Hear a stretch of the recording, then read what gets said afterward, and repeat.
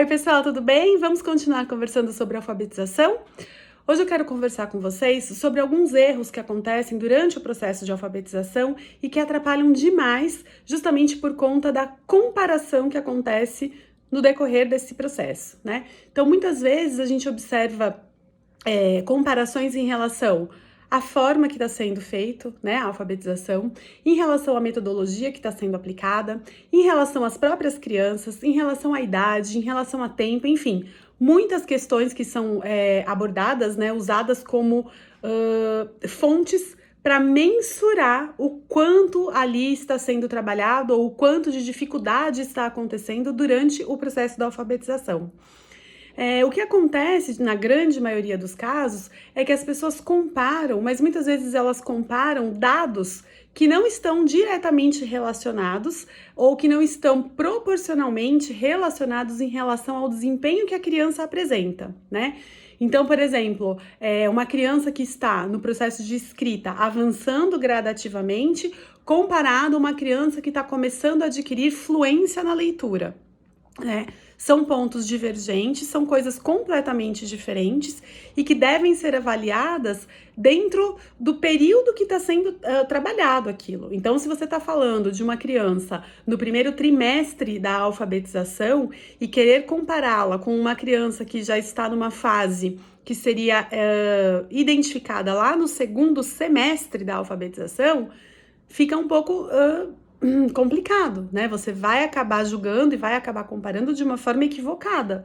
Por quê? A criança, logo no início do processo, ela precisa realmente estar focada para o treino da escrita, para o trabalho da musculatura, né, das mãos, para que ela consiga, então, começar o processo de forma adequada e de uma forma onde a criança vá completando as metas, né, e fazendo a etapa por etapa dentro do processo que foi traçado de acordo com a metodologia da escola. Claro, a gente está falando de comparações também pensando nas diferentes possibilidades e nas diferentes metodologias que são apresentadas, né? Você não pode comparar, por exemplo, uma escola que trabalha de uma forma X com uma escola Y, né? Se você está falando de uma metodologia mais baseada no tradicional, você vai encontrar atividades que são direcionadas para atingirem os objetivos dentro da proposta pedagógica daquele colégio.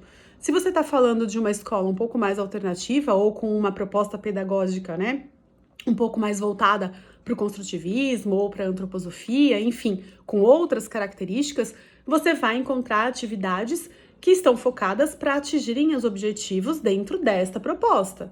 Então não adianta ficar comparando crianças que estão vivenciando propostas completamente diferentes, porque é óbvio que os resultados serão diferentes, né? A gente não tem como garantir que o processo ocorra de forma linear dentro de atividades ou dentro de propostas que são completamente diferentes, né?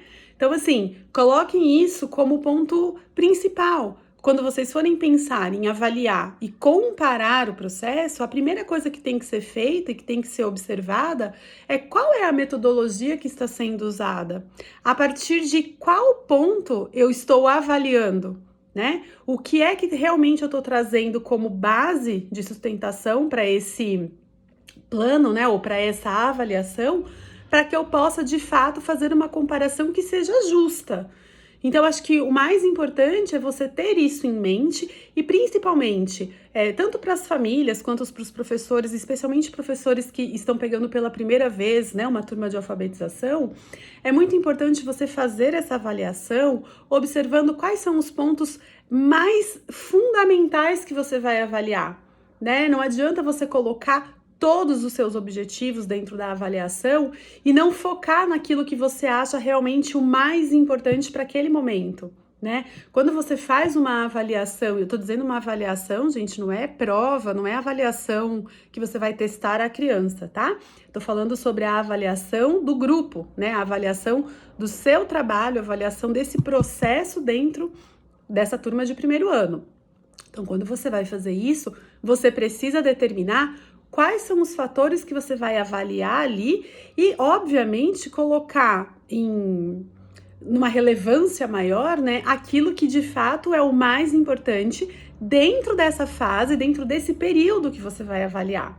O que eu faço e costumo compartilhar com os meus amigos quando estão iniciando a alfabetização, as turmas de alfabetização, é que essa avaliação seja feita no mínimo a cada 3 semanas. É de extrema importância você tirar um tempinho a cada 15 dias, 3 semanas mais ou menos, esse período, para você reavaliar o seu processo e para você observar quais são as lacunas, né? Caso elas existam, sempre vai existir, não tem como, a gente sempre vai se deparar com algum ponto que ficou ali, né, perdido, alguma lacuna que alguma criança ou algum grupo vai apresentar. Então, pegar isso como fonte de observar mais a fundo, né, ampliar ali, colocar uma lupa ali e tentar entender o que pode ser feito para melhorar essa lacuna, o que pode ser feito para minimizar aquilo que ficou de repente pendente ou aquilo que teve uma dificuldade maior no decorrer desse processo. Então, é de extrema importância para o professor e também para as famílias reconhecerem isso, porque quando você tem esse diálogo aberto com os pais, quando você consegue transmitir, né, e passar para os pais essa sensação de segurança, essa sensação de que você sabe exatamente o que está acontecendo, como a criança está se desenvolvendo, você vai percebendo que você vai identificando com muito mais facilidade as dificuldades que podem surgir no decorrer do caminho. Porque às vezes a dificuldade que surgiu para um pode de repente não surgir para mais ninguém. Mas muitas vezes a dificuldade que surgiu para um vai surgir para mais 2 ou 3 e às vezes para a turma toda. Então, quando você começa a reconhecer isso e começa a criar estratégias para minimizar esse tipo de dificuldade, você também vai facilitando o seu trabalho e isso vai fazendo com que você adquira cada vez mais experiência e mais facilidade na questão, na hora de reconhecer e na hora também de determinar quais estratégias você vai utilizar.